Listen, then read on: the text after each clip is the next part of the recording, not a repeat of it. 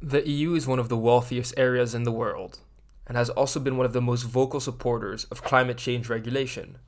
As part of its European Green Deal, it plans on becoming carbon neutral by 2050. Even Poland has more recently joined onto the carbon neutrality bandwagon, which we covered in a previous video. But that isn't enough. If the world is to mitigate climate change, developed countries need to follow the same rules as the European Union, and the developing world has to follow a different pathway towards growth. Featured in the President of the European Commission's State of the Union speech is the idea to implement a carbon border tax. Carbon must have its price, because nature cannot pay this price anymore. And this carbon border adjustment mechanism should motivate foreign producers and EU importers to reduce their carbon emissions, while ensuring that we level the playing field in a WTO-compatible way. Called the carbon adjustment mechanism, it has been an idea first floated around by French President Jacques Chirac, then Nicolas Sarkozy, then François Hollande, before finding some success when Emmanuel Macron pitched it to Germany in 2019. Perseverance seems to pay off. It only took 4 French presidents in the time of 1 German chancellor to get the job done. The idea is simple. Use the size of the EU market to impose regulatory control beyond its borders. It's a tried and tested technique.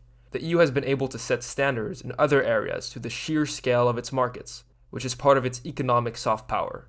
If the EU only accepts certain standards for products and services, companies will implement them because of the huge potential of the EU market, and these effects will later trickle down to other countries. That's exactly what the EU plans on doing for carbon emissions, by setting internal regulation that will also apply to imports. Considering the EU's massive role in global trade, importing 14% of all goods worldwide, this would affect the countries that export the most to Europe, including the United States, China, Russia, India, and the United Kingdom. Understandably, these countries are upset, with Moscow saying it is extremely concerned by attempts to use the climate agenda to create new barriers. And in a sense, yes, this is protectionism. The goal is as much to decarbonize the global economy as it is to protect Europe's more expensive, cleaner technologies. In President of the European Council Charles Michel's own words, the EU wants to create a level playing field for its products and avoid carbon leakage by seeing polluting industries relocate to other countries. By making polluting products more expensive to sell to the EU, it also makes it undesirable to produce them for the domestic market. This would encourage the rest of the world to adopt cleaner technologies and decarbonize their economies and production methods, cleaning up their energy mixes, switching away from coal and gas for steel and cement production. All these are things that will have a domino effect on the global economy, especially on the world's 2 largest polluters, China and the USA. Yet at the same time, it would also make it difficult for developing countries who just can't afford the same clean technologies to export to the European Union, creating an even greater divide between the continent and the rest of the world. The practical implementation of the project will be complicated by the WTO, the World Trade Organization, that sets the rules for how countries trade with each other. The EU can't simply slap a tax on everything at its border, because according to the WTO, it's not allowed to differentiate between similar products. Yet it seems that so far, the EU is set on doing just that. It has given exemptions to its heavy industry until at least 2030 to protect it from foreign competition. The EU doesn't want to depend on other countries for critical goods such as steel and cement. Yet, if the EU wants to have a carbon tax on the products at the border, it will probably need to have one on the products it produces itself. To make it legal, the EU is considering several options. It can create a benchmark for the carbon emissions for a variety of products, and then tax products that are above that regardless of their origin.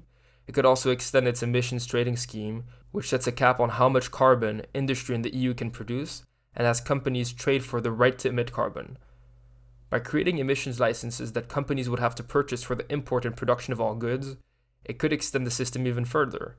It might also add a value-added tax on products produced by polluting sectors on both imports and domestic production. The lack of details with regards to this until now highlights the complexity of implementation, despite the idea itself being relatively simple. This mechanism, if not implemented properly, has a chance of backfiring on the EU's own economy. In effect, the EU, by raising standard on its own industry, by concerns for carbon emissions, will make it increasingly hard for it to sell outside of the EU. If European industry cleans up its act, which it should, it will have a hard time competing with the cheaper but more polluting global industry. Just as an example, 10% of the steel produced by the EU is destined for export. If the EU makes it more expensive to buy European steel, that's industrial capacity and economic clout that will just disappear. A tool to push the world into action, but at the same time a gun to shoot itself in the foot with, the EU will have to find a way to balance the economic and environmental implications of its carbon border tax while complying with international law. This was Into Europe. If you like this video, make sure to like, comment and subscribe to get the latest updates on the European news.